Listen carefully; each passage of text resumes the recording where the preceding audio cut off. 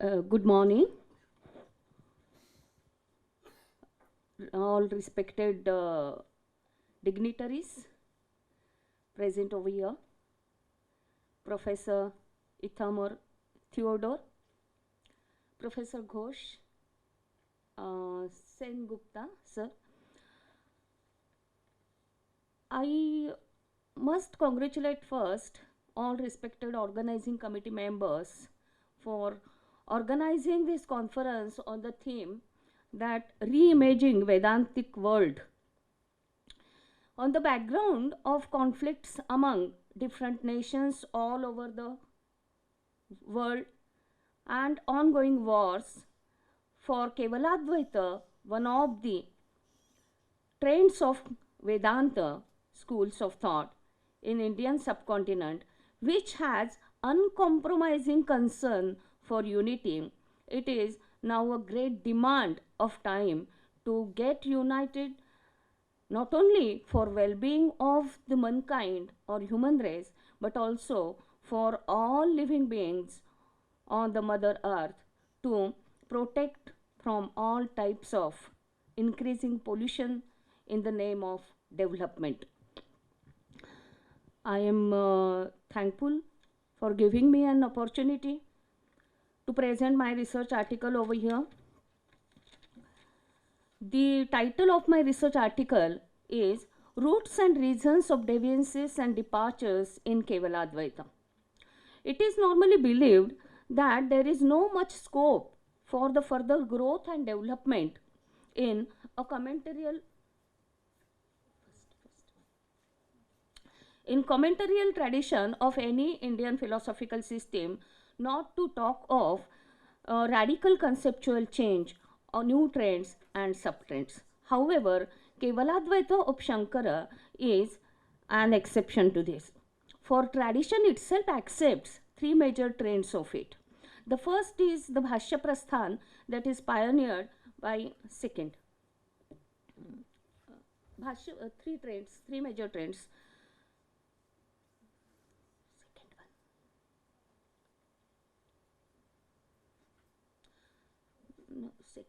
Three major trends.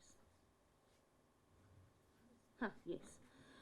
Bhashya Prasthan pioneered by the Shankara, the Bhamati Prasthan pioneered by Vachaspati, and the Vivarana Prasthan that was pioneered by Padmapada, but in course of time developed very much vigorously by Prakashatman. He not only deepened and strengthened its roots, broadened its base, but also widened its scope to such an extent that the original text of Padmapada, that is Panchapadika, completely receded in the background, and the subtrend under consideration came to be named and became popular after the name of Prakashatman's commentary, that is Panchapadika Vivarana. It is called as Vivarana trend. Now, just like an expression Vedanta, Kevaladvaita is also an umbrella type of concept, that it covers within its reach different trends, subtrends, and differential conceptual frameworks having their differential preferences of categories and appropriate rationale behind it. So all trendsetter Kevaladvaitis, they are articulating the basic concepts of Kevaladvaita and fundamental doctrines of it in their own unique conceptual framework, and in such a way that these basic concepts are having differential connotations, differential imports in their respective trends. So given this, the subsequent growth and development of Kevaladvaita we find is not unidirectional, it is not straightforward, or it is, we cannot say that it is very smooth and logical continuation of the same philosophical thought that has been developed by Shankara in his Brahma Sutra Bhashya. It is quite surprisingly, we notice vast and major dissensions, decisive departures, and deviances of Shankara's Kevaladvaita at the hands of latter Vedantis. For different reasons, latter Vedantis seem to have developed not only different but deviant trends of Kevaladvaita, and this is, we should note that it is in spite of the fact of their professed declaration to follow and to stand committed to Shankara as it is. There seem to be overall fourfold possibilities of similarities and differences among the conceptual framework of all Kevaladvaitins.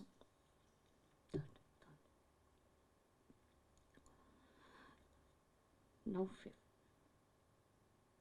the first is the starting point as well as end point is the same of the conceptual approach.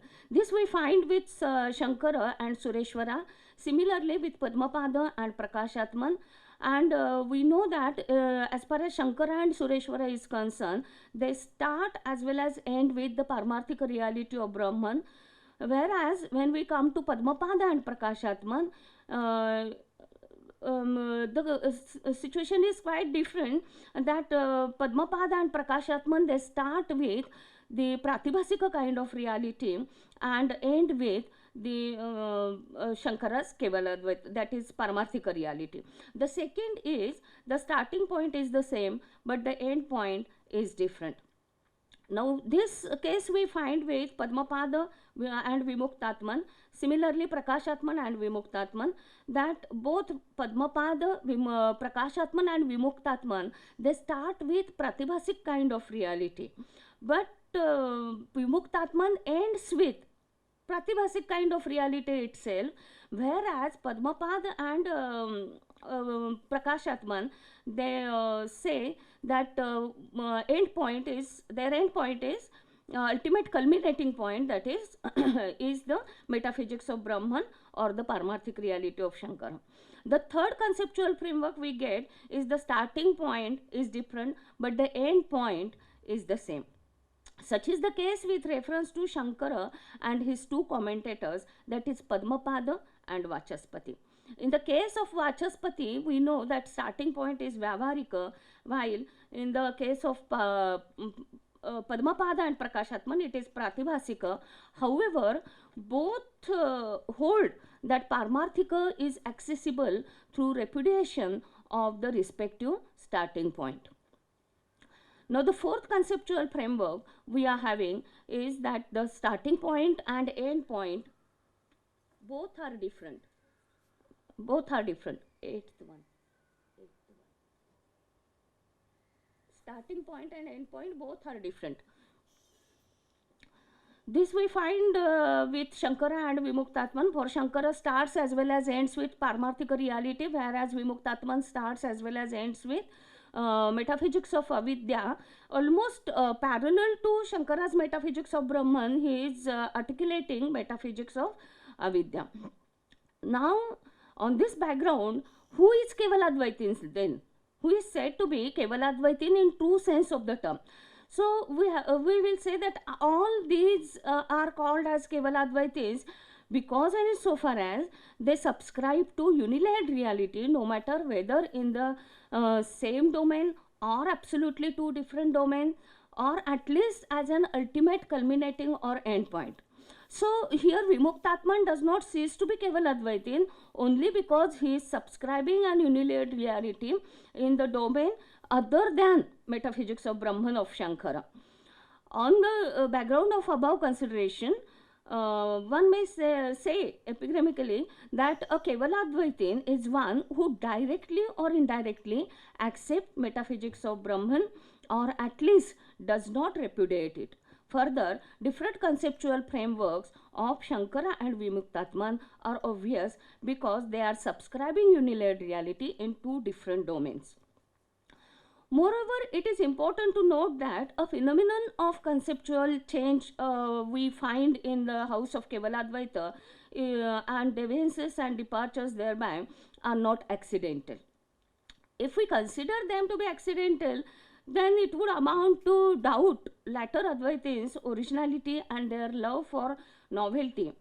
Nor is it can be said to be deliberate, in the sense that one adopted a differential sort of conceptual framework for the fun of it, or to differ by hook or crook from somebody or some trend. Considering it to be deliberate, would amount to ignore their professed declaration to be committed to Shankara. There seem to be many factors and reasons that why there are so many differential conceptual frameworks, and there are different reasons, all of which may jointly or separately seem to have shaped and channelized a differential and deviant sort of conceptual framework of latter Advaitins, no matter whether it is Padmapada, Prakashatman, Vachaspati Mishra, or Sureshwara, or Vimuktatman. The first reason is their originality, love for novelty, innovation, which they did not want to sacrifice. Many points in this regard can be stated. Some few points are that Shankara coined in his Brahma Sutra Bhashya the concept of Adhyasa and explained it in the introductory part of his commentary. It is hardly 2.5 pages, 41 lines, not even 2.5, 41 lines, not more than that. Similarly, in Sureshwara's conceptual framework also, it occupies a very marginal and peripheral place, whereas it crucially determines the respective conceptual framework of Padmapada, Prakashatman and Vachaspati Mishra.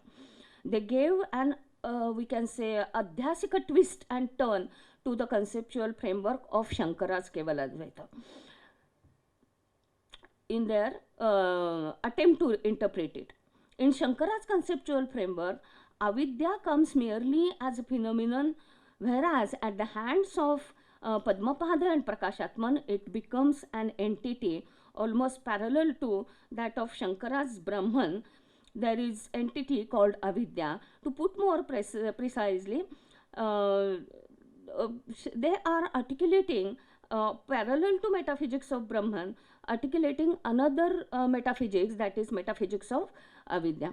He has not given any proof of its reality, just like Shankara has not given any proof for the Brahman, asti tavat Brahman, asti tavat avidya. Prakashatman too does not question such an assumption of avidya. So most of the part of their commentary is the depiction and conceptual analysis of avidya and adhyasa. Unlike Shankara, they also accept a causal relationship between avidya and adhyasa. Now, second important reason is their erudition and cultivated scholarship. That also plays very important role. Vachaspati, I think, is the best example of this, because before coming to Vedanta, or before, he wrote on it almost all orthodox schools of thought. Just like Ram Jethmalani, he was pleading his own case, that he wrote on every orthodox school of thought, and then he came to Vedanta. Even we can say the same thing, although they didn't write on almost all orthodox schools. Padmapada and Prakashatman too, they were well read and well aware of the intellectual and prevalent climate prevalent at that time. Now, the third important reason is that their comprehension, their understanding and interpretation of the thought of respective commentator is quite important. This aspect of them mark them off from other commentators of the same work. In the house of Kevaladvaita, we know that a tradition of writing and interpretative commentaries began with Shankara. However, there is important difference in between Shankara on the one hand and latter Advaitins on the other hand, because Shankara is interpreting a thought of the text under consideration, whereas latter Advaitins, no matter whether Padmapada, Prakashatman and Vachaspati, they are interpreting the thought of Shankara in the text.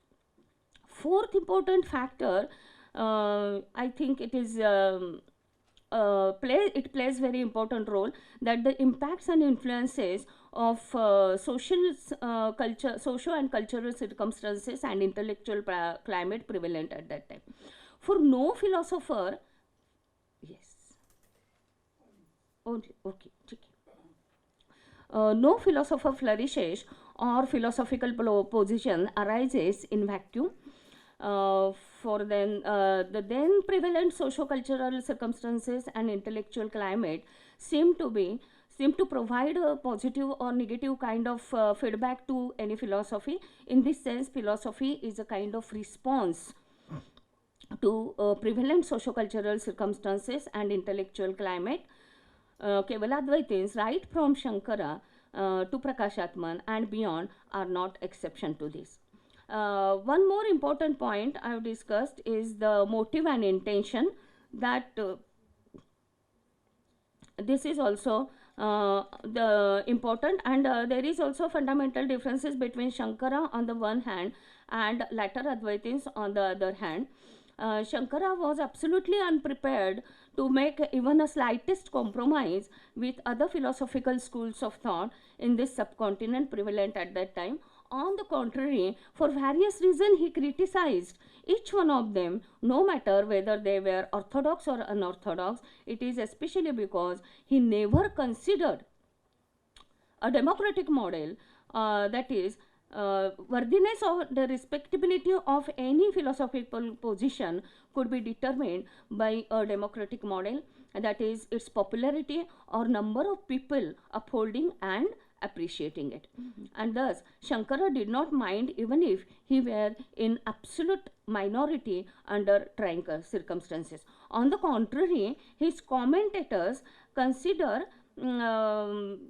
democratic model as a decisive parameter of worthiness and respectability of Kevaladvaita is very much important philosophical trend.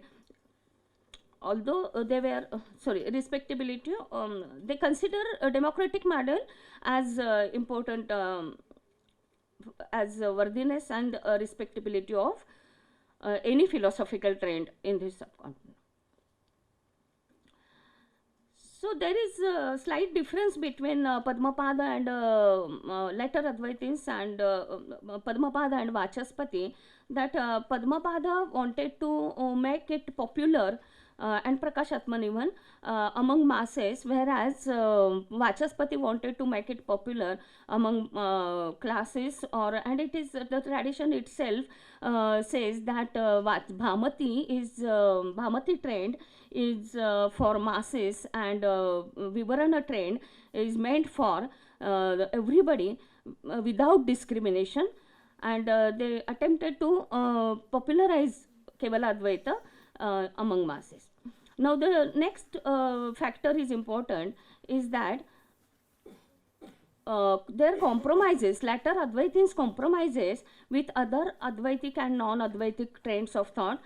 This is for two reasons. Methodological reason, that when they explain their conception of Adhyasa, they easily adopt Nayayika's model of Adhara Adheya, say for example Arthadhyas and Jnanadhyas, when Arthadhyas is considered as primary. Second is that Shankara's Kevaladvaita, they wanted to keep it forcefully alive in changing circumstances, and in face of challenges thrown by opponents like Senior Bhaskar, Madhva and like. So I will skip this part, and I will come to the conclusion that this task of later Advaitins was not very simple. It was difficult and complex one. For on the one hand, as per their professed declaration to stand committed to Shankara, they seem to have considered two things. First is that in an important sense, Kevaladvaita is the most respectable trend in Indian philosophical tradition. Second, that Kevaladvaita without Shankara is only empty and barren and cannot be conceivable. So they seem to be well aware that they cannot hold Advaita absolutely independently of Shankara. Now, on the other hand, they are having their own originality and love for novelty. They didn't want to sacrifice. And moreover, in order to make Shankara's Kevaladvaita forcefully alive in changing circumstances, to face the challenges thrown by opponents, and with intention to make it more accommodative, more popular, inclusive.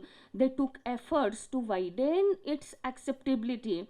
And in this exercise, we find then there is a sort of tension in later Advaitin's conceptual framework, and they tried to resolve this tension only at the cost of compromising Shankara with opponents and set up their new trends and deviant trends. So, later Advaitins, yes, only 2 minutes. Latter Advaitin's professed declaration has to be understood very carefully. If we understand it blindfoldedly, there is every possibility of miscomprehension, misunderstanding, misconception, misnomers, and misinterpretations. Unfortunately, it happened in the house of Kevaladvaita. This research article is thus a sincere effort to find out the roots and reasons that why and how to what extent later Advaita is developed not only a new trend but a deviant kind of trend. To conclude, I would say that, as I said in the beginning, that Kevaladvaita, any Kevaladvaita is Dvaitin is has a concern for uncompromising unity, and that is a need of demand of time. And this all differences, they say, are due to avidya, therefore they are unreal. It gives a message of one earth and one family. The beautiful reflection of it we find in the expression of Gnanadeva Pasayadan, that is a prayer. It is in Dhaneshwari. It says that and this Pasayadan, that is not for a particular group of people, particular caste, creed, sect, people living in a particular state or nation, or speaking particular language. It recognizes no boundary, transcends all limits, and it is not the beauty of it is that it is not only for the human beings but for all living beings. And it says that may the darkness of sin disappear and the sun of true religion shine upon the world. May all desires of all living beings get fulfilled. This is an ideal prayer that should be there in every religion, at least in universal religions, but it is given in Dhaneshwari, the clues of which we find in Vedic tradition, especially in Prithvi Sukta of Rigveda and Atharva Veda. Reflections of this thought we find over centuries in Indian culture in general and philosophy of Kevaladvaita and Hinduism in particular. The concept of unity that is stated in Kevaladvaita, I think, is philosophically more profound compared to the conception adopted today in the context of multiculturalism, that is melting pot and salad bowl. For it attempts to unite all human beings intrinsically together. Thank you.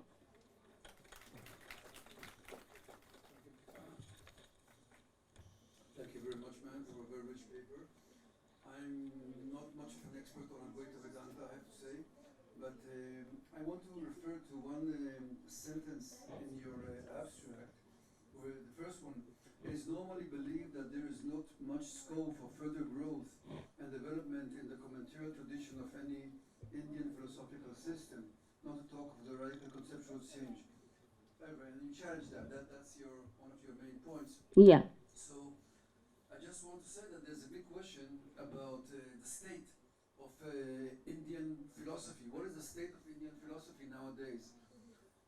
One concept is that it's kind of a museum. You go to the past and you arrange a museum for exhibition.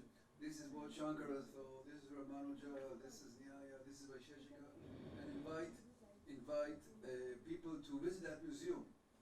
One conception is that it is apologetic, means there is Western philosophy and Indian philosophy also has that. So you bring Plato, oh, we have this. You bring Aristotle, oh, we have the categories. You bring modern philosophy, you have Kant, oh, we have these two.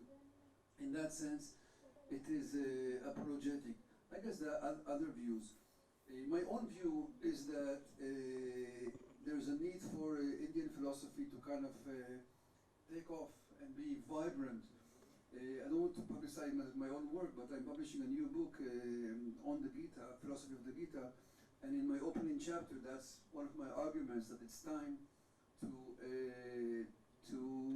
treat Indian philosophy as vibrant, as contemporary, as pragmatic, addressing contemporary problems, global problems, social problems, in a non-apologetic way. So that's just one remark, and in that I very much sympathize with you. And the second small remark is, again, I sympathize with you. I'm very sympathetic listener. Is that there's no philosophy without a commentary tradition. I mean, how can you treat philosophy without a commentary tradition? Just take the founder and just freeze the books, put them where just you have to think it over. Philosophy is vibrant. There are new problems arising. There are new ways of conceptualizing it, and of course you need a commentary tradition. But I won't take more. Let's open the floor for discussion, questions. Can I say something? Yeah, I want to add to some what Theodore said. Indian philosophy is very much vibrant. I think Yes, many would yes, call it that. is. So even commentarial tradition is there very Yes. much, and work is happening. I wanted to suggest a thing in your paper. You were saying that there are differences, even there are discrepancies or even distancing from original ideas of Shankaracharya. You did not quote the real nature of differences. Like you could have said how Mula Avidya is considered, or where exactly differences are happening. There are. Another They are thing there. is, you seem to suggest that post-Shankara commentators, some of them are giving an equal reality to Avidya. I don't Yes. think that is correct. In fact, I'm sure that's not correct. Nobody is In giving the- giving a same on a par status to Avidya. Also, any philosopher. Vimuktatman is giving. Huh? Vimuktatman Sishta Siddhi. Listen, His No, main, just main like- just please answer, but a little briefly, so we'll have more Yeah, time right. for more. Yeah, just brief answer. Okay, and okay. And let me sum up. Shankaracharya is not completely impervious to other philosophical systems. In fact, in many places in his Bhashya corpus, he has said that one can use Mimamsa for Artha Nirdharana, for understanding meaning, and also one can use Yoga of Patanjali for sadhana.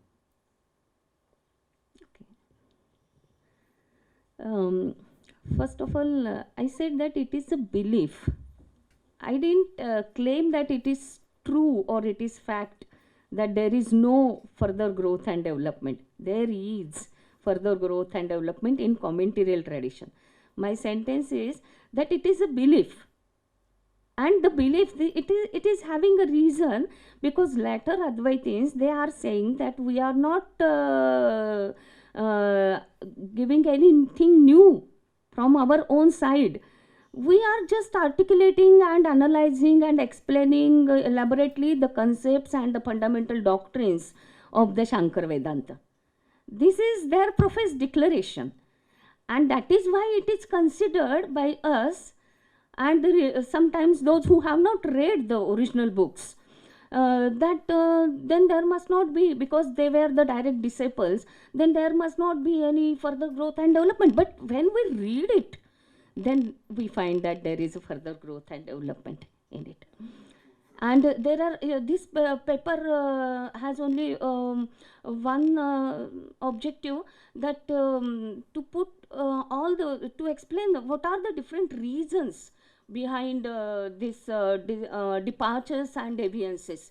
So if I give the elaborate discussion of each and every topic, then it will be very vast. So I didn't give those details, but in my book I have given all the details of this. I think one more question and we'll proceed. You have a question? Yes, I have a Please, but Yes, yes. please. yes. It's a very sharp and precise wise question, but I know it's a very foolish question.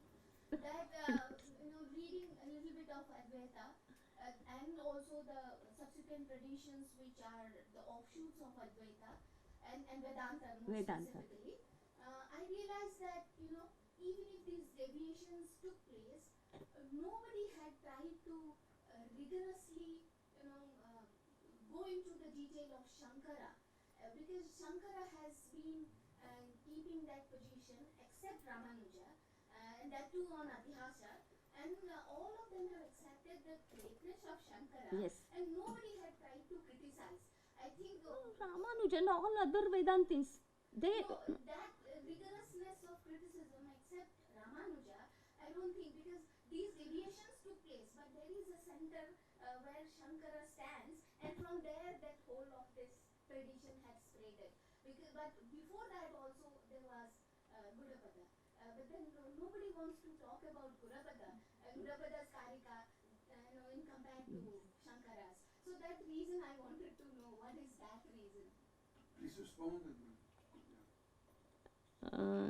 actually all the other Vedanti schools, they arose in opposition to Shankara itself.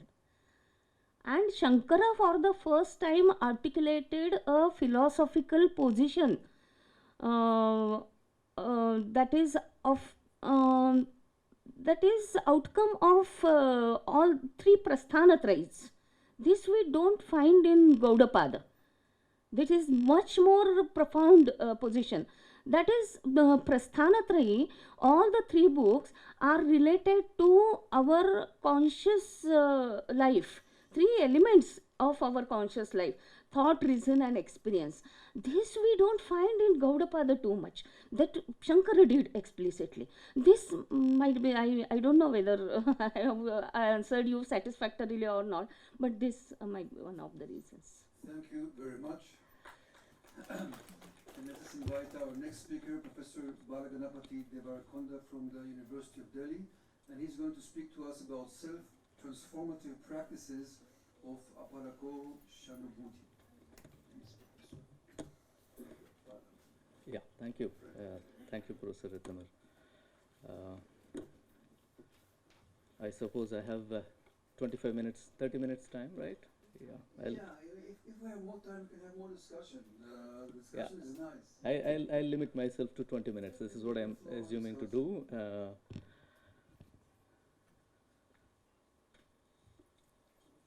Just a minute. Oh, how do I fix this? Sabhaya Namaha.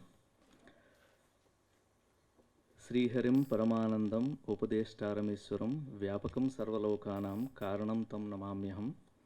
This is how the text Aparokshanubhuti begins. So I thought I should recite this before I begin to venture into this Advaita Vedantic text. Before I do that, I thank Professor Nataraju for this kind invitation, and I also appreciate the organizers in organizing this wonderful event here, Professor Ritamar, who is a very good friend, and we only corresponded, we never met, but fortunately I could meet him here because of this conference. And other, yeah, we right. I have done a series of lectures on Mahabharata where he contributed, and the book is also coming up. We thought we would release it during this Congress, but we couldn't do that. It would come out very soon.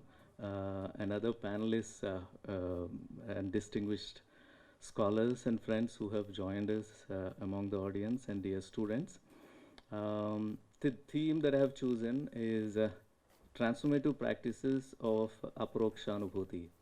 Now I have to build a little context here, otherwise it doesn't make sense, because the topic itself, theme itself is contradictory. Self-transformative practices and Advaita Vedanta don't go together, because Advaita Vedanta emphasizes self-realization. So it's not transformation. It is not that there is a self which is being transformed. So in that particular sense, my topic is a contradiction in itself. That's how I have to build the context, why I am talking about this. The context is, as some of you already are familiar with me, like I've been working on something called philosophical practices, promoting philosophical practices, and also as a part of philosophical practices looking at philosophical counseling.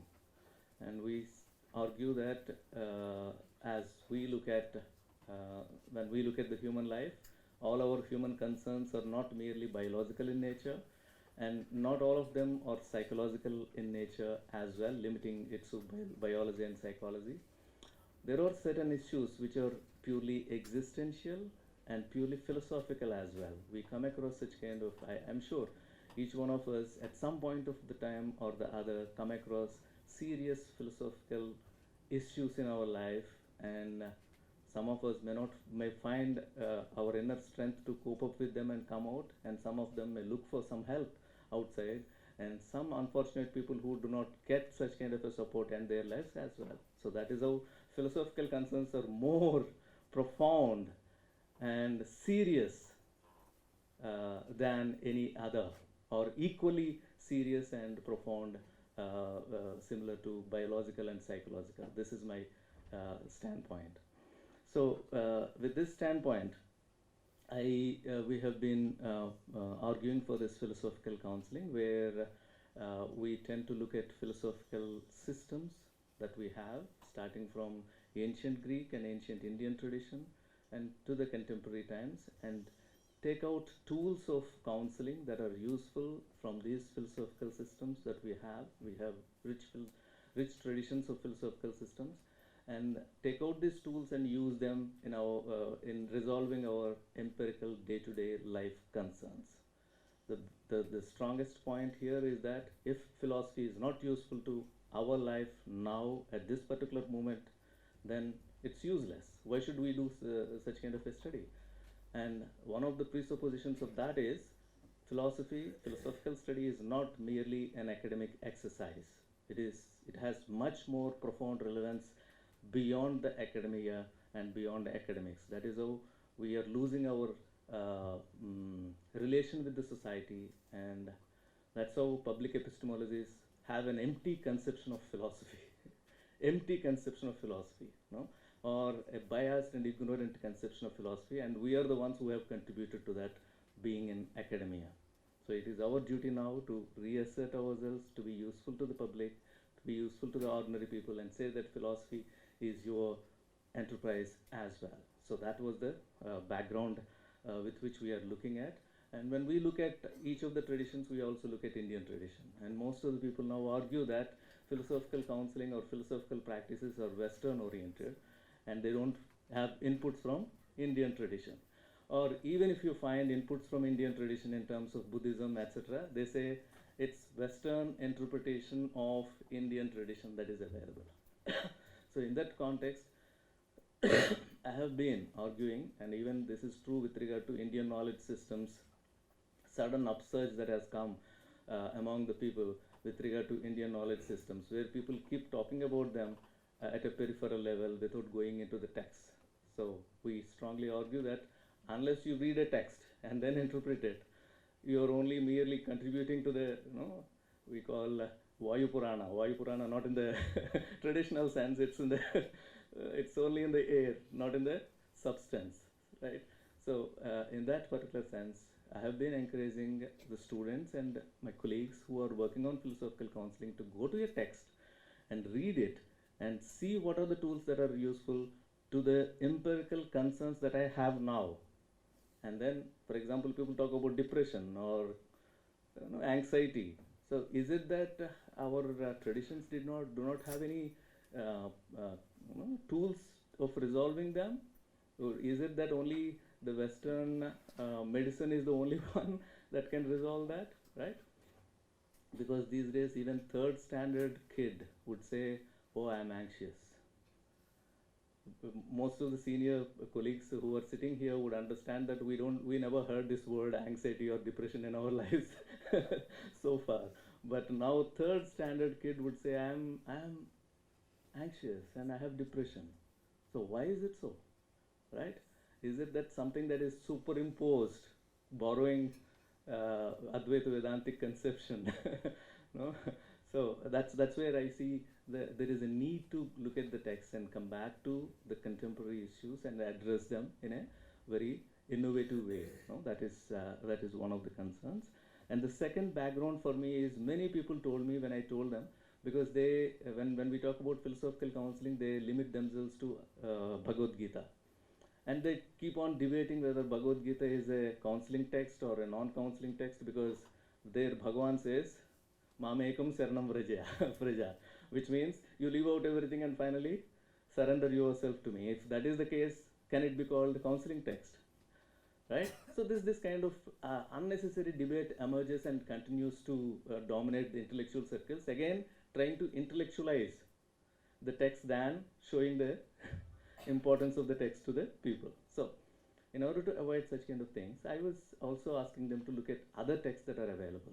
And when we look at Advaita Vedanta, people say that, oh, Advaita Vedanta is world negating because it says Jagat Mithya. If it is talking about, if it is saying that Jagat is Mithya, then how can Advaita Vedanta have tools that would help our lives and address our anxieties that we have now, which we are experiencing empirically in this very life? So that is the background with which I am looking at this particular text, and I believe that this is where I have to make a distinction between hermeneutic ethics and epistemic ethics. That's what we have been talking while coming here along with Mr. Satvik. It's like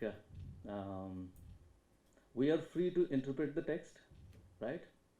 But text, especially Advaita Vedantic texts, I mean Vedic texts, and also most of the philosophical texts come with fourfold specifications.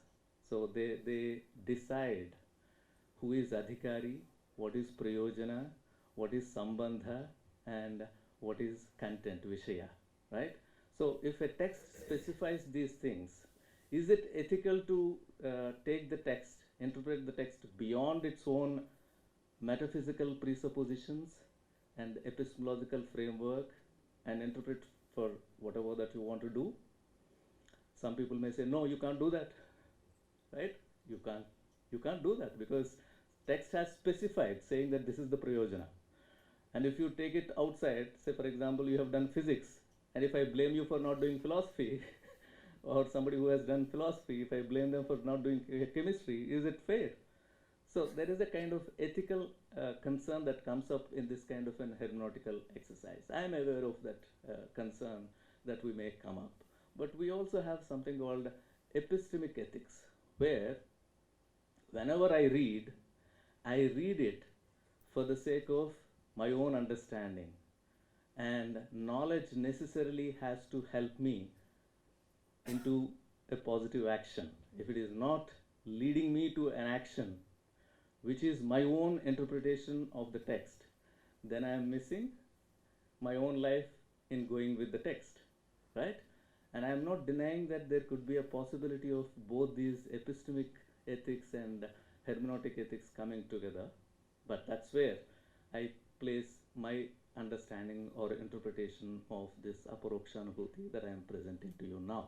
Okay, so I argue that though the text specifies that this is the prayojana of the text, I still would argue that I can interpret it to suit to my empirical concerns now. I have another standpoint as well which makes it more clear, because Advaita Vedanta never rejects Jagat as Mithya by saying that it has no relevance. Advaita Vedanta says it is relevant as long as you are with that. So your starting point is never negating the empirical. Vyavahara is your starting point, and you realize it here and now. In fact, here when it comes to Advaita Vedanta, etc., I am more influenced by Swami Sarvapriyananda's lectures. I listen to him so much. Even if I have to teach something, I go and listen to him, because his way of explanation is so profound and so lucid that it makes things very clear to most of us. So that's the background. If in that particular sense, I argue that it still makes a lot of sense to read Advaita Vedanta for the sake of our resolving or addressing our own empirical concerns now and here. That's what takes me to move further to my theme. Sorry for taking too long for the background, but I'll try to sum up everything within next, say, 10-15 minutes. So what is this self-transformation that we are talking about? No? Go to the next one. So understanding of self-transformation basically depends on what the conception of self is. Some people may argue in our philosophical systems, Indian and Western, it is a body, and some people argue it is manas. Again, manas, I am not trying to translate it as mind, which is a blunder. We should not commit to that blunder. And then some people argue that it is only Atma, and then you may have different conceptions of Atma again. Further, what is Atma? Okay, is also a debated one, and different philosophical systems have given different conceptions of it. And that is how understanding self-transformation requires that we should explain what these concepts, what is self for us. And it is various forms of self-transformation are available in Indian tradition. Buddhism provides a particular set of self-transformation, and also a particular method of reaching out to this self-transformation in terms of Ashtanga Yoga, because for Buddhism, suffering is the basis, and self-transformation necessarily leads to overcoming the suffering, and that is how we have Ashtanga Marga. Similarly, Jainism has a different kind of conception, and it has a different method of self-transformation that it prescribes, and yoga also has similar kind of one. So here, next one please. So this is important to me in order to understand or look at any particular philosophical system of India or world. It is important to understand why are we asking this question, self-transformation. Only then it makes sense to us. Otherwise, most of the philosophical discussion seems to be, appear to be going with if and then. So we would say, don't go with if and then. In philosophical counseling specifically, we would say, if you start with if, then after then it could be anything. So that's how we have to take concrete things and deal with concrete things. Otherwise, you would be landing up in only scholastic debates, which may or may not have any relevance to the empirical immediately. So that is how why decides the context. Okay, and no, stay with it. And when is the other important question. When are you asking this question? Okay, at what stage of life and in which context are you asking this question is important, and that is how, that's what determines self-transformation, what self-transformation is for us. And what is this self-transformation that you are looking at is also a very important concern. Say, for example, if somebody comes with an issue of how do I handle my loss of my close relative, my parent or my son, then I should not be doing something else. So in philosophical counseling, it is required that we should know what in that particular context. And similarly, how is the one which emerges out of the consensus between the counselee and the counselor?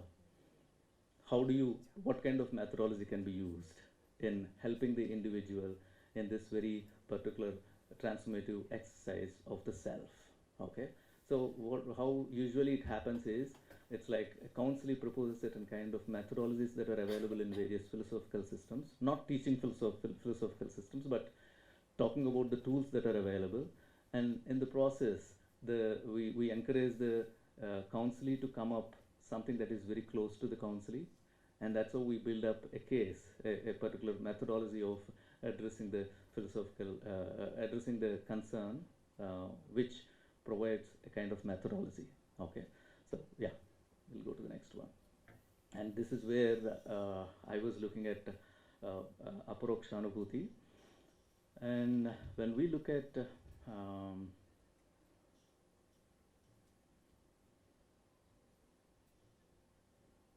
this particular text, aparokshanubhuti, you will find different kind of practices that the text prescribes. And these may appear to be only metaphysical and epistemological within the framework of its presuppositions, its own metaphysical and epistemological presuppositions.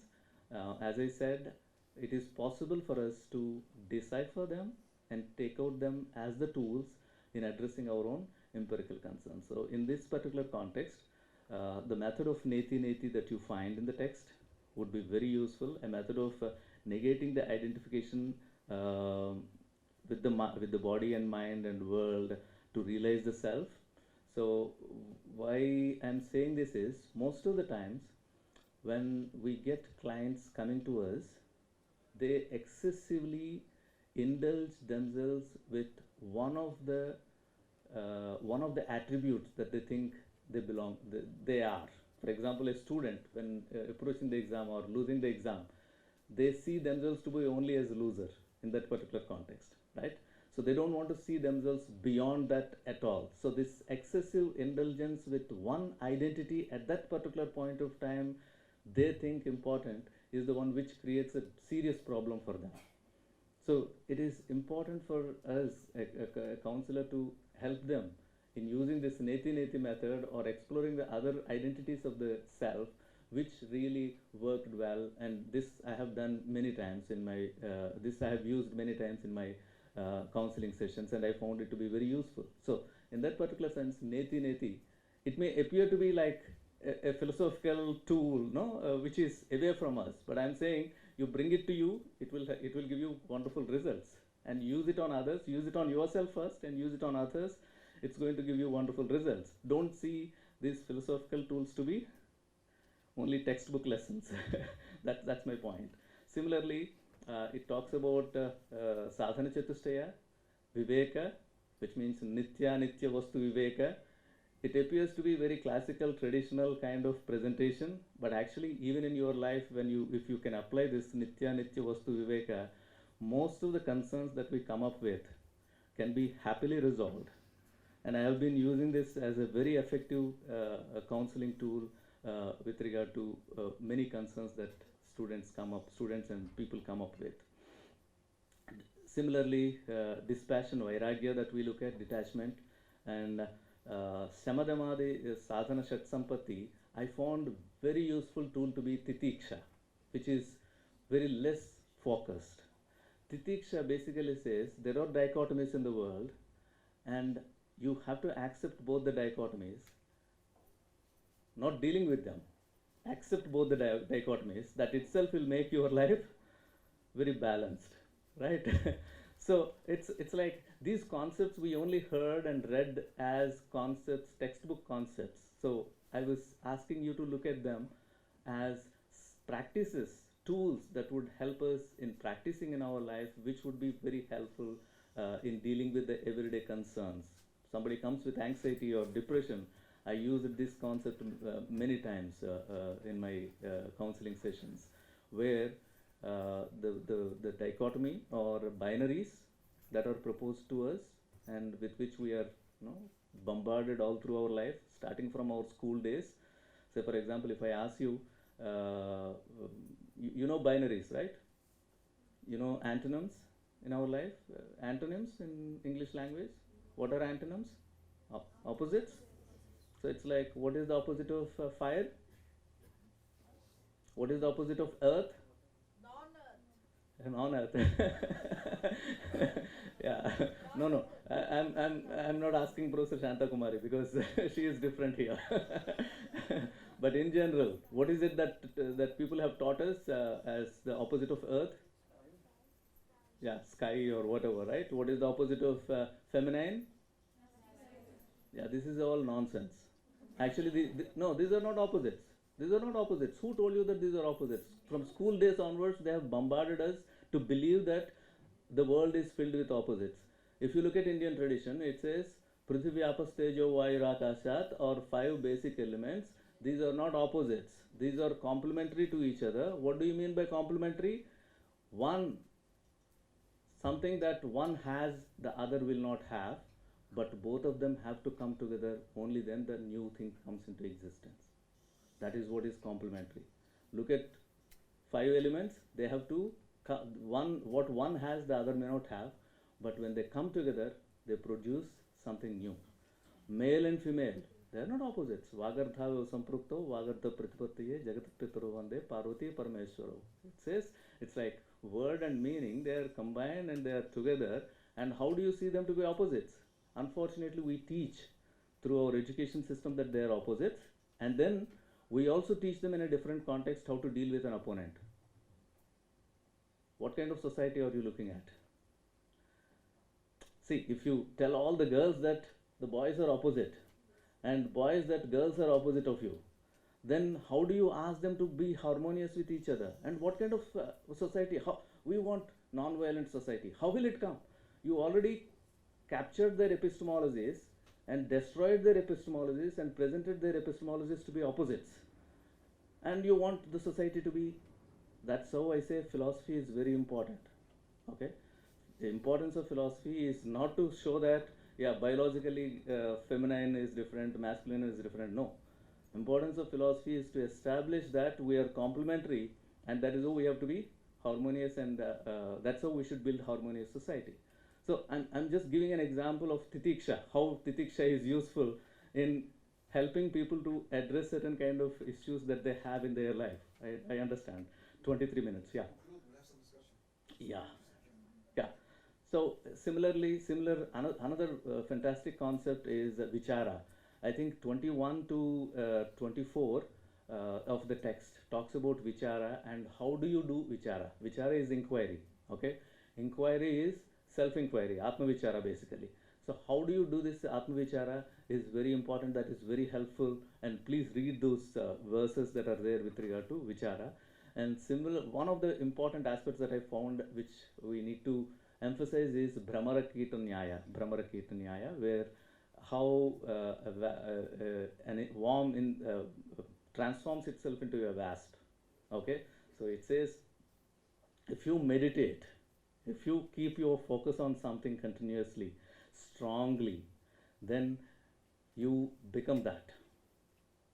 Okay, so this is helpful in making people understand why they see life to be suffering, and it is also helpful in helping them to come out of suffering as well. As we understand, it says the I think Panchadasi says, Manayeva Manushyanam Karanam Bandha Mokshayoho.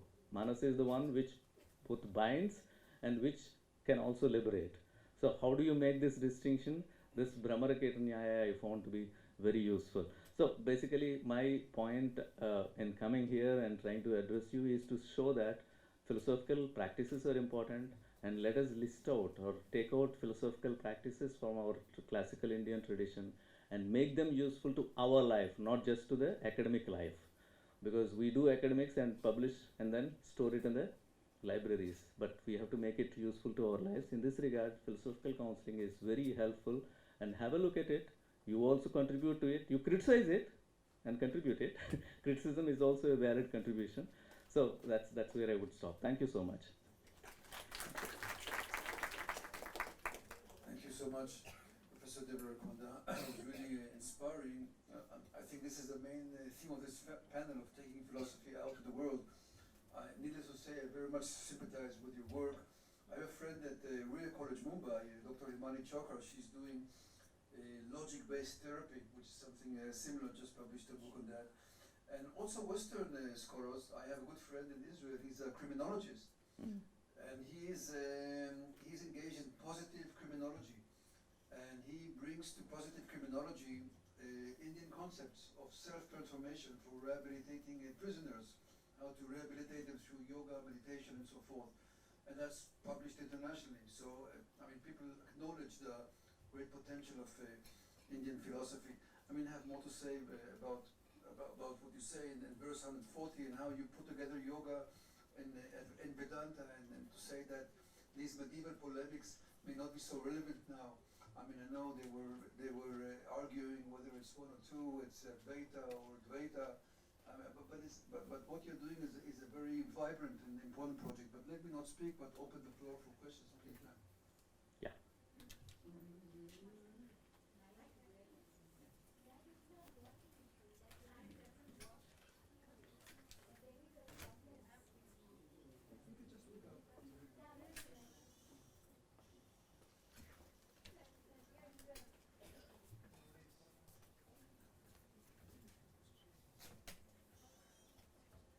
Yes, thank you very much. It's a nice presentation. Actually, you have used several terms regarding on Buddhism as well as Advaita Vedanta itself. But if we go through our text, we will find so many steps or process through which we can transform ourselves. Actually, different texts regarding Buddhism itself, not only the Ashtangic Marga, there are meditation, Samadhi, Anapanasati, and Vipassana's meditation. Different kinds of stages are there through which we can transform ourselves. But my question is in this regard that if we wanted to transform ourselves, it's okay. It's not a problem at all. It's a one type of journey or one-way journey. But if we wanted to change the society, then first of all in Advaita concept, I have to know that the society, as if it is real, in that sense, we can change it. If I am thinking that I am real and I am a very sense, what I am doing is good, but what would be the thinking process that I have to change the other society also, who are thinking that they are also good, in that sense they are in their situation. So as a philosopher students, what would be the practical approach for ourselves to change the society itself, as well as what would be the method for first of all we have to know that, and for the Buddhist perspective or in the Advaita perspective. So it's a practical questions in your paper. Just I wanted to know on the very simple answer. I think it would be. Yeah. Thank you so much for this interesting question. In fact, we have been, I mean, something that is very popular is public philosophy. So do public philosophy. This is what I have done in Jamaica for 2 years. I used to go to lawns, university lawns, and sit there with a card that talk to a philosopher. And many people used to come to me just to have a talk, right? It's just an experiment that I've done. Even I went to beaches and started talking. So one of the things is we philosophers in the universities have to do public philosophy. That would be very helpful. And with regard to specific methodology that you are referring to, we have been developing something called philosophical cafes, which are quite popular now. In fact, Shri is here, right? Yeah, she is here. She is doing online philosophical cafe, right? So where, in fact, the philosophical cafe's model is you invite people to come forward and have a proper understanding of what is goodness, if they think that goodness is something that they belong to, right? So it is important to ask these questions, because most of the times we only go with peripheral things. We don't even understand whether what is the meaning of goodness to me. I don't understand, but I just claim that I'm good. So unless this reflectivity is not there, vichara that I'm talking about, vichara is not there, you are not clear of what it is, and you start blaming the other for not being good. So that is where I believe it has to start with the self again, and that is how you would start looking at the other world and helping the other. So these philosophical cafes are very helpful tools for public philosophy.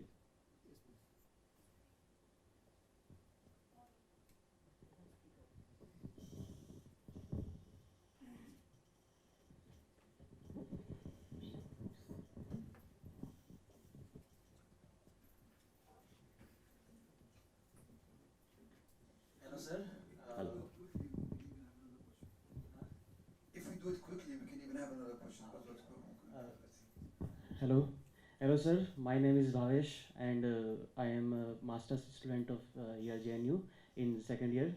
And your presentation was really insightful, and you mentioned about the empirical relevance and philosophical counseling. These are all really good points which we aspiring philosophers or aspiring scholars will think upon it. And I have actually I want to know more about one thing which I think you have missed when you talked about the self, that what possibly the self can be, and in that you mentioned the body, maybe the self be the body, may the self be the mind, etc. And in this you said that self can be Atman, then what the Atman is. So why don't you add one more term, the aham bhav, the self be the aham bhav. And from the Advaita perspective, if we look, we can say we all are aham only, aham bhav. As Arindam sir on the first day tell that mama, my body, my college, and after all we all identify ourselves with my everything. I got it, yeah. Yeah, So thank you. that is only the question. See, basically I am leaving the general categories. If you look at manas that I have used, manas is a combination of four things. Mano, buddhi, ahankara, chittani. Ahankara is a part of it. Okay, otherwise the concept is not complete, right sir? Similarly, self, when you are talking about self according to Advaita Vedanta is Brahman. But if you take self in the Jaina or Buddhist conception, something that is like ahankara, which is to be kept away, right? So in that particular sense, these general categories that I have presented include what you are saying as well. Yeah. We will stop here. We will not discussion. No. We'll talk. Two more papers, you have to go. We'll talk. Yeah. No, we will stop here. We have two more papers. It's an exciting topic. It's an exciting conference. But we have two more speakers. So thank you very much. Thank you. And let me now We can invite- always talk outside. Yeah, I'm open. just Monica Prabhakar from University of Delhi to speak to us about Vedanta on the significance of inter-human relationships for nation building. Please. So, good morning, everyone. I'll be presenting Swami Vivekananda's views on the significance of interhuman relationships, not just for nation building, but for harmony in the global village. In the World Parliament of Religions in Chicago on September 11, 1893, Swami Vivekananda quoted the Bhagavad Gita, saying, as the different streams having their sources in different paths, which men take through different tendencies, whereas though they appear crooked or straight, all lead to thee. Vivekananda's call for universal spiritualism here is the call of the hour amidst tensions between nation states, terrorism, ethnic strife, abject poverty, and exploitation. For Vivekananda, every human being is the same inasmuch as she or he has a soul and is thereby potentially spiritually free. Swami Vivekananda's worldview and impact may best be described as spiritual humanism. He sought to reach a universalism through religion. He saw divinity in each human and thereby was an egalitarian reformer and champion of economic, political, and social equality. In its positive connotations, humanism has the meaning of doing what is good for all of humanity and being devoted to the welfare of humans. In its negative connotation, humanism is human-centered and thereby anthropocentric and often excludes the welfare of non-human animals and the ecosystem. From a religious point of view, humanism is often looked at negatively in the sense that it places humans above God and often humans without God. In one sense, Vivekananda's humanism is simple. It is the unity of all humans in a universal religion. In another sense, it is complex as this unity is found not simply by the acceptance of all religions, but by the understanding of all religions. In this paper, I will unravel how these two senses complement each other. I adopt a comprehensive definition of humanism by the American Humanist Association, where humanism is defined as a rational philosophy informed by science, inspired by art, and motivated by compassion. Affirming the dignity of each human being, it supports the maximization of individual liberty and opportunity consonant with social and planetary responsibility. It advocates the extension of participatory democracy and the expansion of the open society standing for human rights and social justice, free of supernaturalism. It recognizes human beings as a part of nature and holds the values, be they religious, ethical, social, or political, have their source in human experience and culture. Humanism thus derives the goals of life from human need and interest rather than from theological or ideological abstractions and asserts that humanity must take responsibility for its own destiny. Though Swami Vivekananda's humanism satisfies all 10 conditions of this definition of humanism, whereas the definition here is of humanism independent of religion, Vivekananda's definition is in conjunction with religion and spirituality.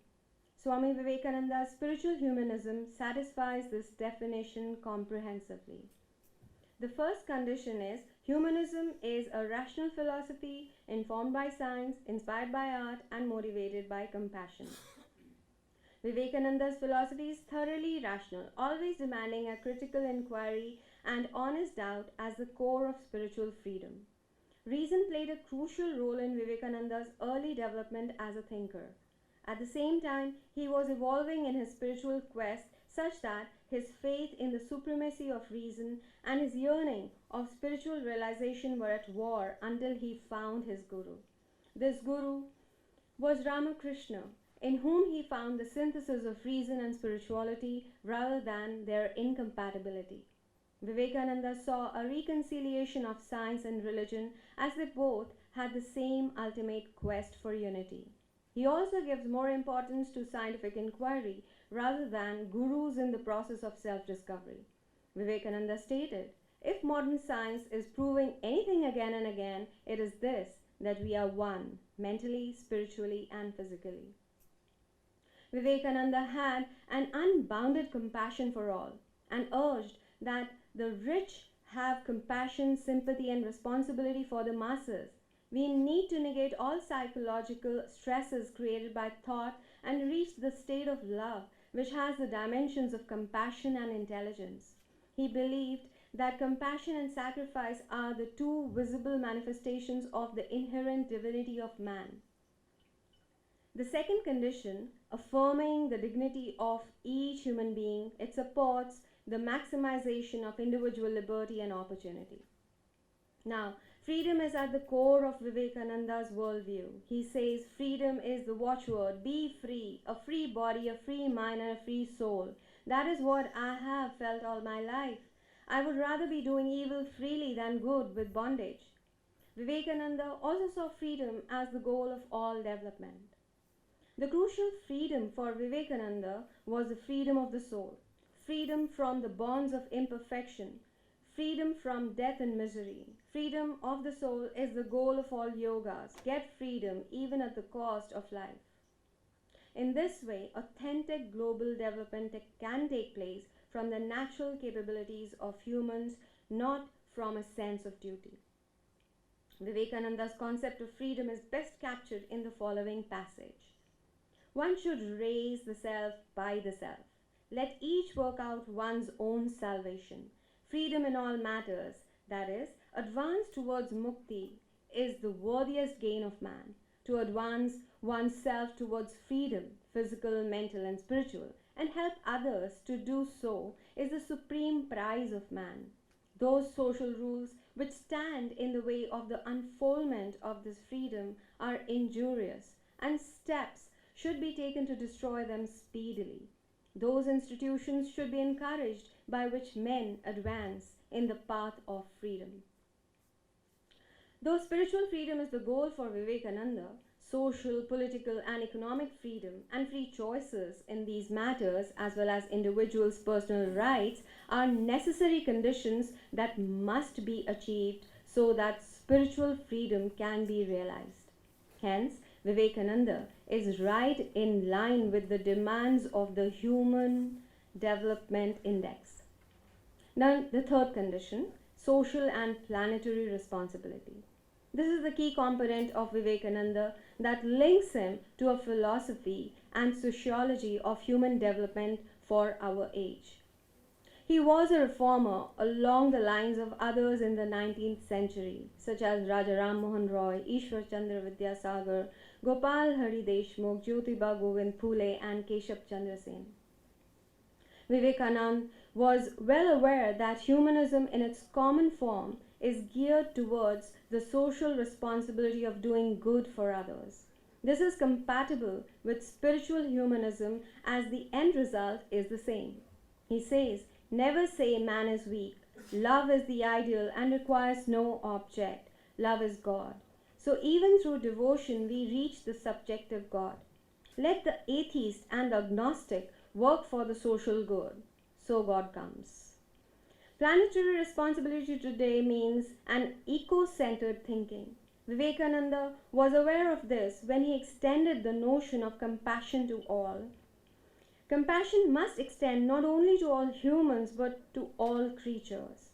His distinction between love and compassion is important today, as love extends to humans or God, but not to other creatures or the ecosystem. But compassion is extended to all creatures and the planet, even the cosmos.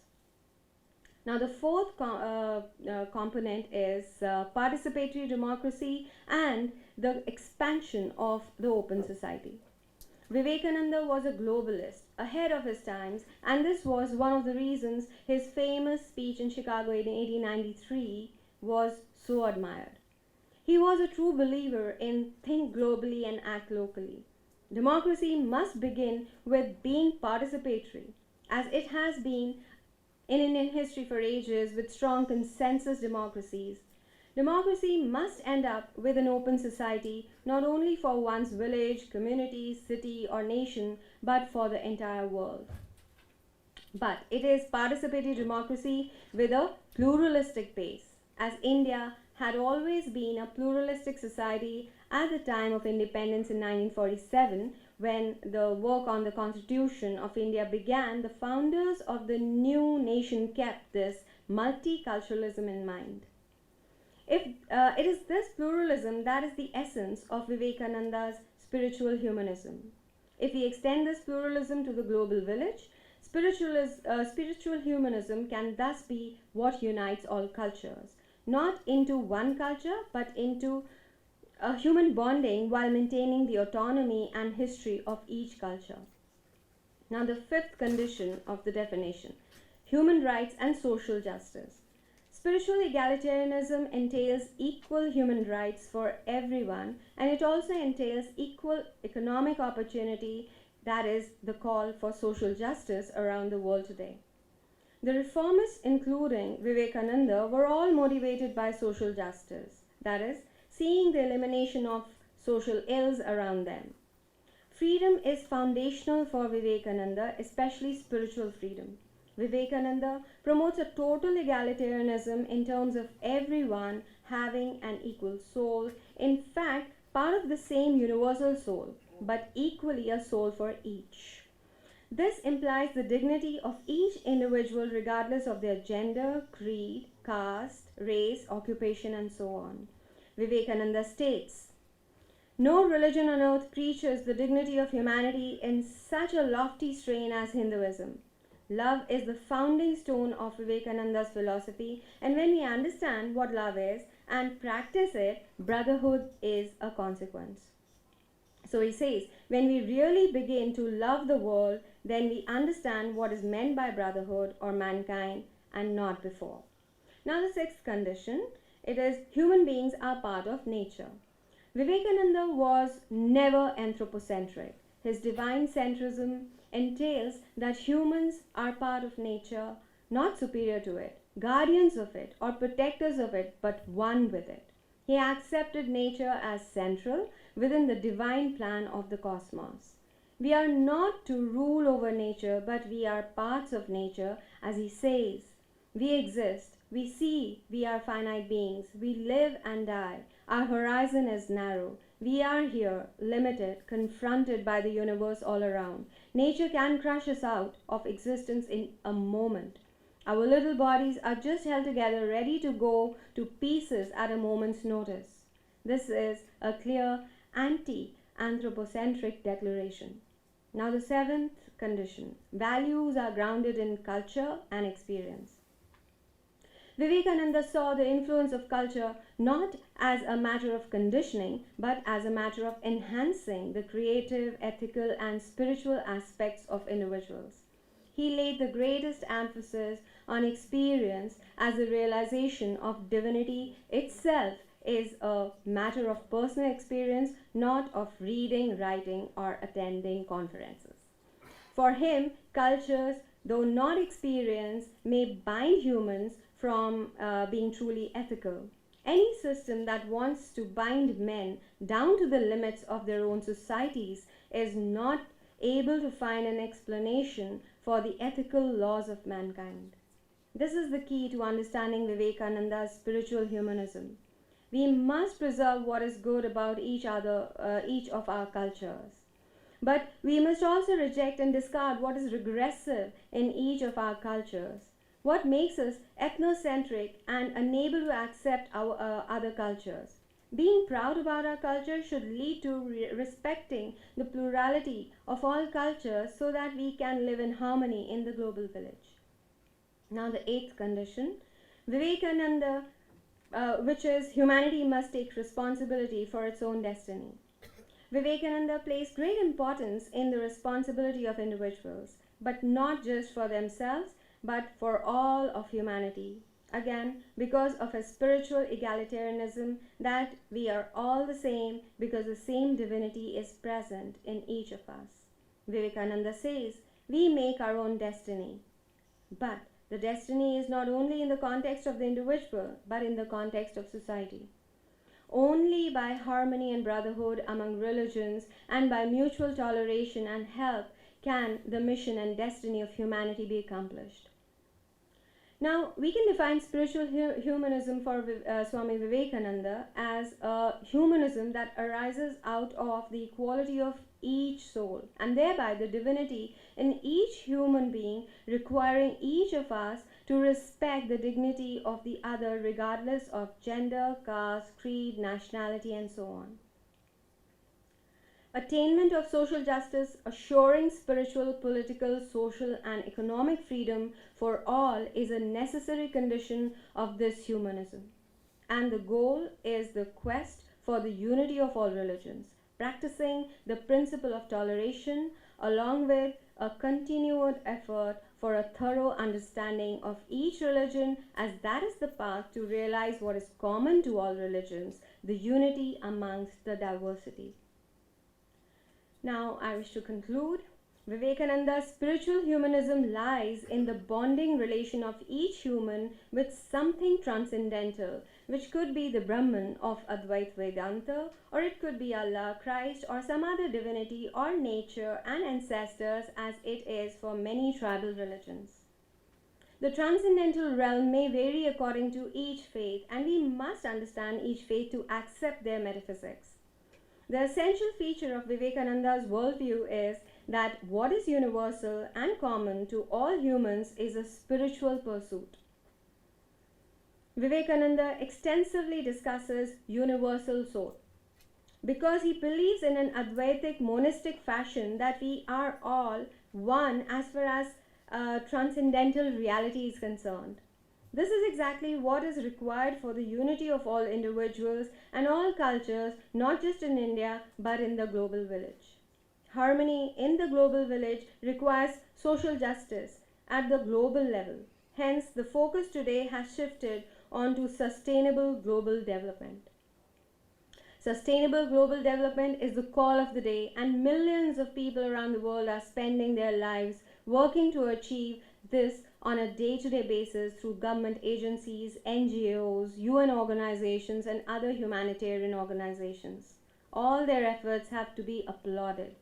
However, the fact remains that there are still major conflicts around the world, often based on religion and ethnicity. This is a big hurdle for sustainable global development.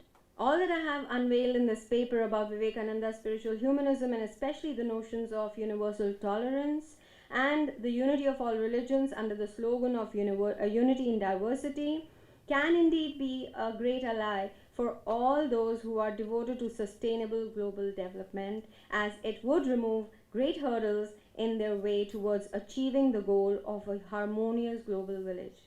Gone are the days when friction between the opposites was considered healthy for the sustenance of the individual and the society. It is a time to realize mutual dependence and continuous cooperation among all human beings as the primary components of growth and development. We desperately need to create an environment where interhuman relationships prevail in every walk of life so that the destructive tendencies are eliminated and we can constructively move towards building our nation. It is high time we endorse and adopt Swami Vivekananda's spiritual universalism. Thank you. Thank you so much, Monica, for a very inspiring and actually noble paper. I'd like to reflect by mentioning two encounters I had. One was, I was a student at the University of Oxford at the theology faculty, and Professor Joseph O'Connell spoke about global ethics. And he said that when examining the potential for global ethics, the Indian notion of Dharma seems to be perhaps one of the leading suggestions. And I think what you're saying is another angle of looking into re-establishing a spiritual or a contemporary neo-dharma, concept of neo-dharma. The second encounter I had was a year ago here in New Delhi. I was invited by the ICCR for a Knowledge India conference. They brought from around the world various scholars. They want to make us ambassadors of Indian knowledge. And we had the pleasure of hearing the Minister of Foreign Affairs, Dr. Jaishankar. He came and he spoke about the Bharatiya narrative, reshaping, re-articulating the Bharatiya narrative. What is India, the Indian history? And he spoke about Indian ethics. So I raised my hand and I asked him if he wants to re-establish an idea of neo-dharma, contemporary idea of dharma. And he thought about it, he says, yes, that's actually what I want to do. And I said, of course, I'm also to that. So that was also an interesting encounter from another angle. But let me not speak too much, although I have much to say about these contradictions. But let's hear you. So, you had a question, someone who didn't ask. Either. Okay, so you can take it, please. In your paper, you mentioned a quote which states, "Think globally and act locally." And I found it a little doubtful or contradictory, as how we can progress constructively if we think globally and only act locally. As global thought lead, as we know, as I think, thoughts leads to action. Okay, then how a global so then global thought would lead to global action, no?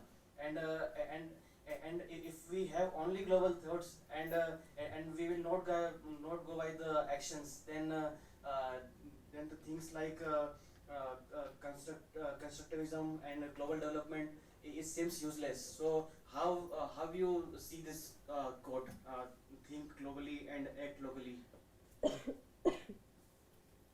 So what I mean, I think think globally means you have to think, comprehensively, considering everything, so that your actions do not lead to something which really hampers the society at large. But obviously, you act where you are, right? Your actions are here and now. But obviously, your thoughts can go anywhere. So you should not, I think, think globally is actually thinking for the whole world. This is what universal spiritualism is about. But your actions, you perform where you are. You can't perform an action where you are not. Do you get it? How we are comprehending in a universal way and acting only locally, so how it will be useful for the whole of the nation or whole of the world? That is a limit. We can act only locally, we can't act globally, right? That is a limitation. I can speak from here, I can't speak to everyone. So our action Let's let our speaker respond. I guess I have responded, but maybe you want to ask something else which relates to the same quote, maybe? I mean, I actually... Let's say you have another question? Good question? Okay, so let's wind up this one and invite our last speaker. So thank you so much. Thank you. Last but not speak, but not least speaker is Sukalyan Sengupta. And as Professor Sengupta is one of the organizers of this wonderful conference, so let us thank you for organizing this conference. Thank you very much. The pleasure is mine, ours, Ithamar. And your topic is, first of all, your institution is University of Massachusetts, and your topic is from NAI to AC, can consciousness be created? The Vedantic viewpoint.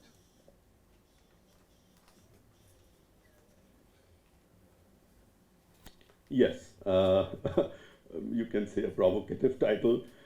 We have heard so many lectures in this very conference about AI, artificial intelligence, and especially yesterday we heard Swami Narasimhananda ji, and in fact his presentation forced me to change many of my thoughts because he already covered them. So, just to kind of give you a little bit of the basic premises so that we have no confusion. When we say AI, AI scientists today basically divide it into three categories. One is what we call reactive AI, one is weak or narrow AI, and then there is the artificial general intelligence, AGI. And what most of us are using nowadays as tools is basically in that AGI category. But then there is this other one called ASI, artificial super intelligence. And the claim or the promise is that this entity, which is being heavily researched now, this entity can create machines or even humans with consciousness. So that's where I will lead to. The question is how. Now, we do have to acknowledge that AI has made very fast advances in a very short time. Professor Swami Narasimhananda ji yesterday talked about the Turing test. We have long passed that. Today we have AI generating poems, it's generating music, it is even generating dance, and you might be looking askance, how can AI generate dance? What they did is, you can say very rudimentary, they just had an AI system which then the output of which was in terms of movements, and those movements they projected on a screen, and the audience was on the other side of the screen. So the audience only saw the changes in the movements. Now, of course, those of you who have taken many years of practice in any classical Indian dance system, let's say Bharatnatyam or Kuchipudi or Mohiniyattam or whatever, you will say that this is just kindergarten stuff. I agree, this is kindergarten stuff. But the point I'm trying to make is that there are these starting developments which do have tremendous potential. That's all I'm trying to say. And when you tell AI people that, well, what you have been doing is basically just an extension of repetitive computation, they will say, you see, you people constantly are changing the goalposts. 15, 20 years ago, when we said computers have these capacities, they said, okay, you can do that, but can it create a poem? No. And today they can.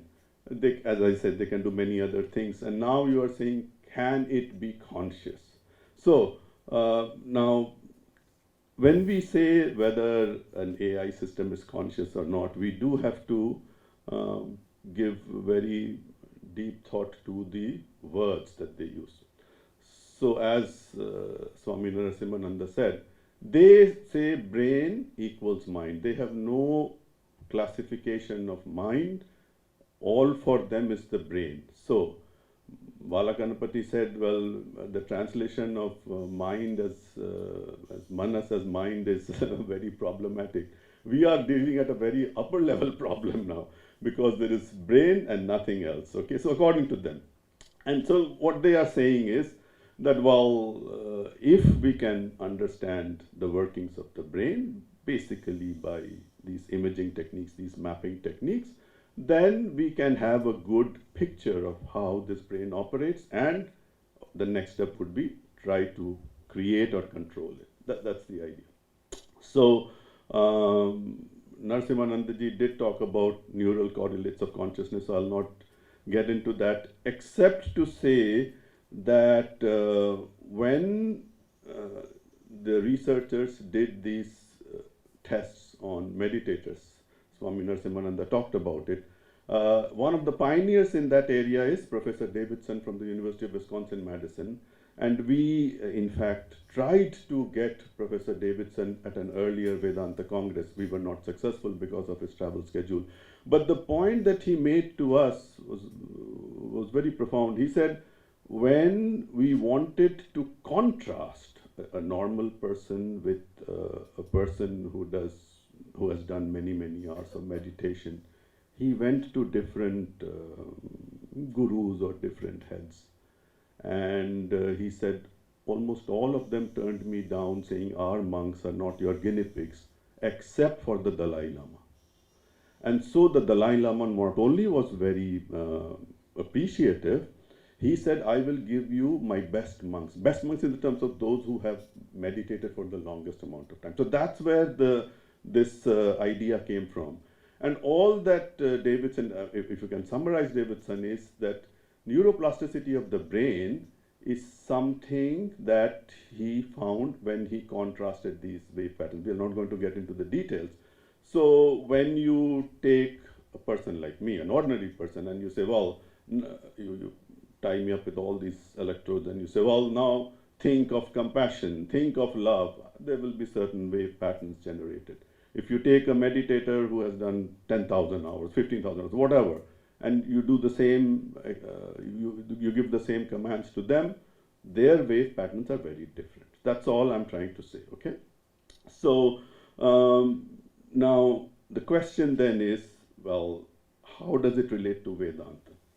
And if you understand the brain, that's okay, but as again, yesterday, Swami Narasimhanandaji said, well, this is all material, this is all matter. Our thoughts, emotions, what we call the mind, thoughts, emotions, feelings, these are all matter. And so you may be able to replicate them, but how do you bring in consciousness which is non-material? So I would like to explore it a little bit. Now, we said this manas has this 4-part classification.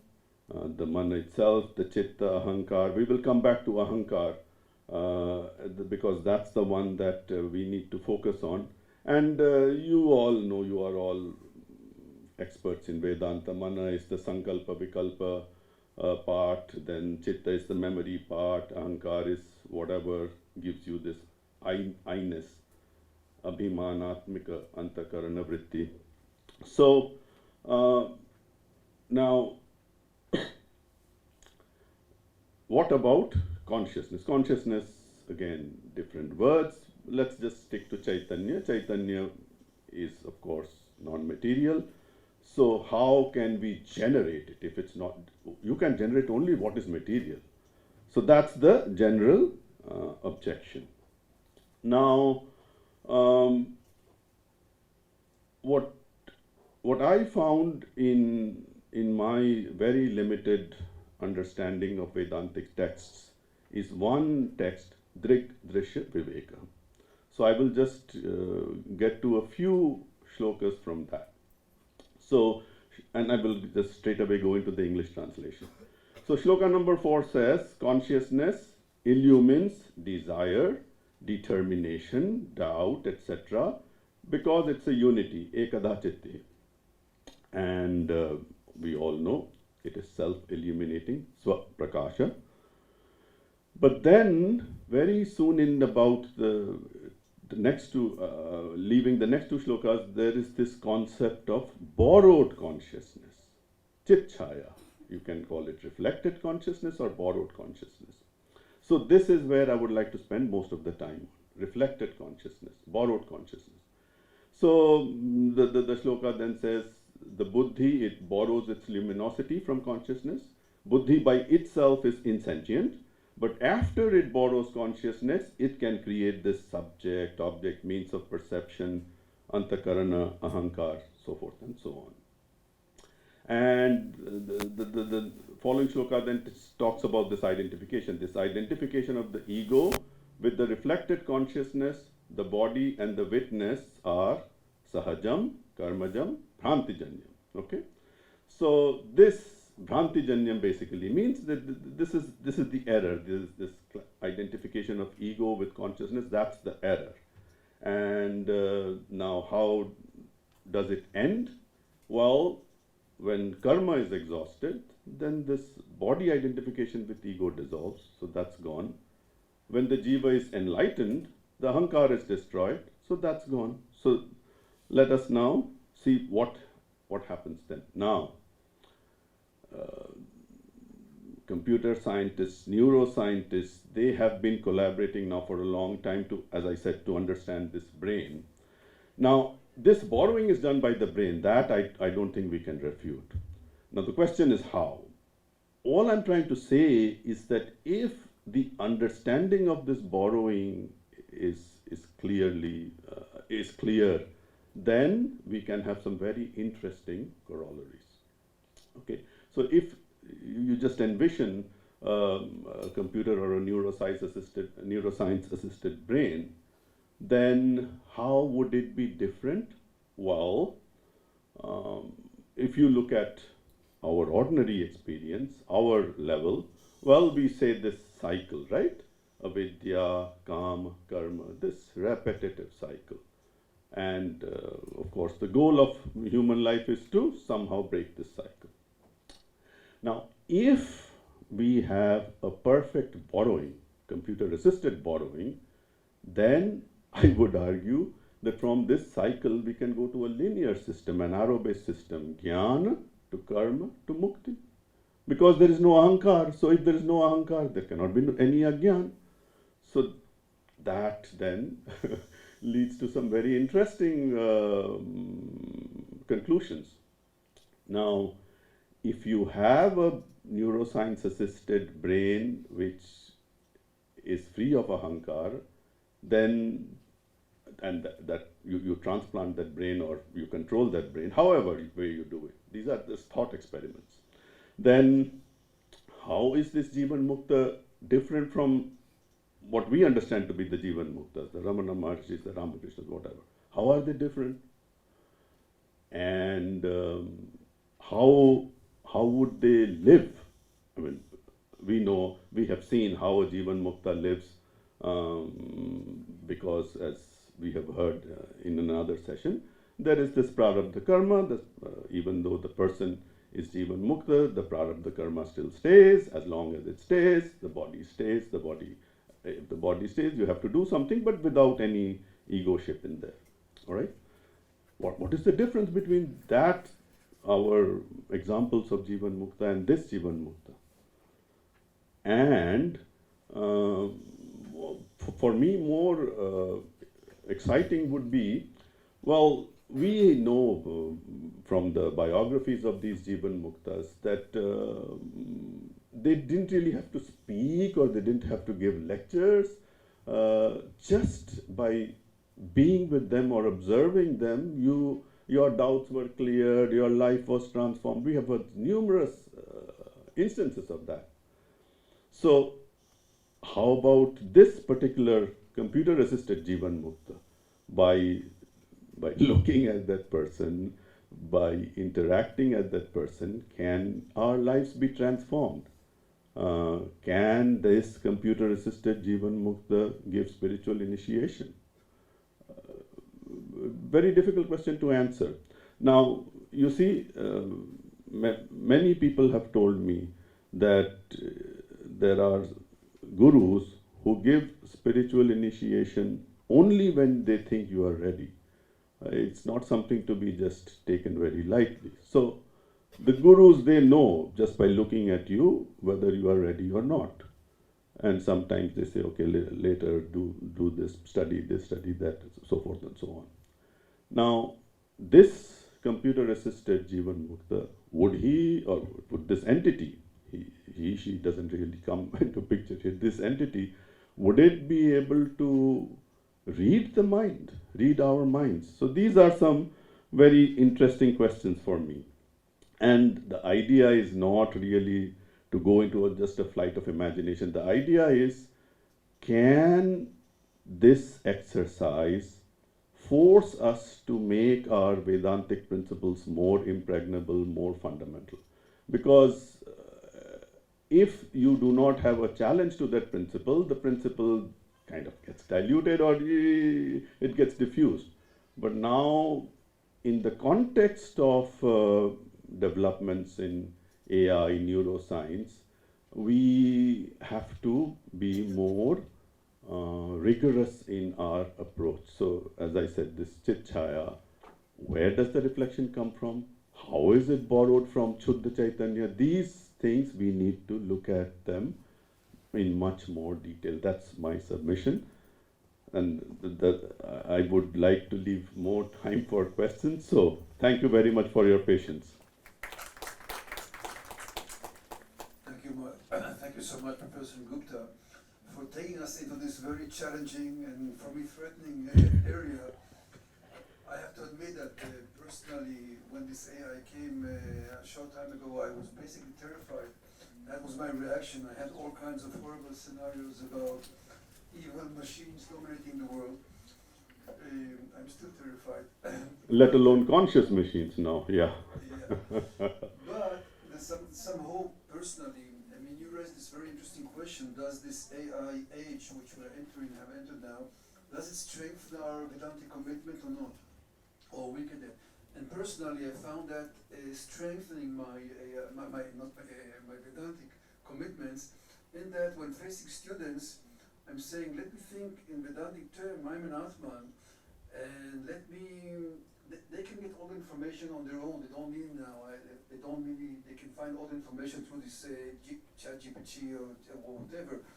But as far as my being a person, my humaneness, my realization, my spirituality, this they don't have. So now I find myself more open in class, kind of speaking up, not just giving knowledge, but training, looking at their eyes, being more of a little of a guru in a sense, or Brahmin. I don't know in what sense you want to define that. So that's where I am in that. But let us open the floor for questions. So yeah, before we open the questions, just one quick response to you, Ithamar. So, I mean, I have broached this idea to some very well-known Advait Vedantists. And they all say, oh, it's not possible. This borrowing is not possible. All I'm trying to say is that answer is not really sufficient. You have to explain why it is not possible. And the concept of self and all that very much, I fully agree with you. It has strengthened my commitment to Vedanta. But how do I explain it to others? That's the challenge. Sir, you know the story of Dattatreya. He had 24 gurus. The bee, the deer, the hunter. So it can even be a machine. It is required the preparedness of their Shishya to learn from the guru. Like guru can be anybody, Ramakrishna. But everybody who went to Ramakrishna did not become a Vivekananda. The sun can be there, but only such buds which are ready to bloom will blossom. The guru by himself cannot do until that adhikaritva is there on the part of the Shishya to grasp the teaching. That is why Mauna, the Sanakadi Munis were able to learn from the Dakshinamurti. The guru does not have to teach. It is the receptivity on the part of the Shishya to imbibe, absorb from the guru. Very correct. Only question I have in my mind. Adhikaritva, pakvatva. Only matches that are ready to catch fire will ignite. If there is dampness, moisture, gradual. Sabyo Mukti, with the Ashtavakra Gita, Janaka took time to learn from Ashtavakra. He says the time you mount on the horse, that is the time required for your learning. If that, so fortunate moment has come. It depends on the preparedness of the sadhaka to learn from the Guru. Okay, let's see if there are other questions. Yes, yes, Swamiji, I mean, I would definitely like your response. There's a question there, please. Yeah. So firstly, thanks for such an insightful paper. Louder, please. I mean, if you could get closer to a.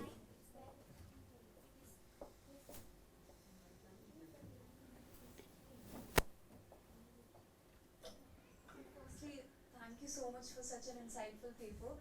Since what I could observe is this paper was more of from the side of the how philosophy would look at the computational programs and the computational terminologies. So my question might sound, the clarification or the question might sound very naive, but I would like to ask from a computational perspective or the computational from the computational term, since if we say that, let's say there's a program that is self-aware with few bugs in it, where that self-aware program can be compared to the concept of self and bugs can be compared to the ignorance concept in philosophy. And due to these bugs, this program is malfunctioning. And let's say if an engineer or a programmer is able to create a self-aware program without any kinds of bugs, so we compare this program to a person, to the self who's already a Jivan Mukt. So is it like, then does the concept of spiritual in its initiation would also be relevant in that context? Yeah, it's a very profound question. Now, we have to be very clear when we say, as Swamiji said yesterday, what do we mean by a self-aware and self-organizable entity? Now, this self-aware entity, if it has bugs, right now we debug them, right? These LLMs, the large language models that we are familiar with, you train them, you give them all this input, and then you keep training them until they are at a level that they are they can be brought into the market. Just to give you an example, ChatGPT, if you ask ChatGPT today, how do you make an atomic bomb? You won't get an answer.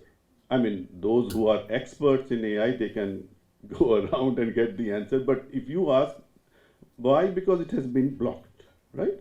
They have not allowed that, even though the information is there. So when we say debug, what are we trying to achieve?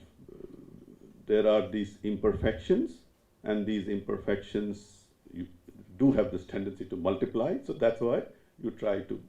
So if your latter part of the question, if it is perfect, then there's nothing to debug. Then it comes out how it is applied, whether it is Jivan Mukta or not. That's a very separate question. But if it is perfect, then there are no bugs in it by definition. Yeah, I was thinking, we are calling this artificial intelligence. Intelligence in a quite limited sense of brain intelligence. And the problem we are facing as practicing Vedantins is that it's being juxtaposed with intuition, which has not been studied. Or we have not even scratched the surface of intuition in neuroscience or psychology, or I would say even philosophy. So I think if we can find out the problem which you are talking about, that yesterday I wanted to say this, but I didn't. I think Advaita Vedanta has arrived now because of this debate of consciousness.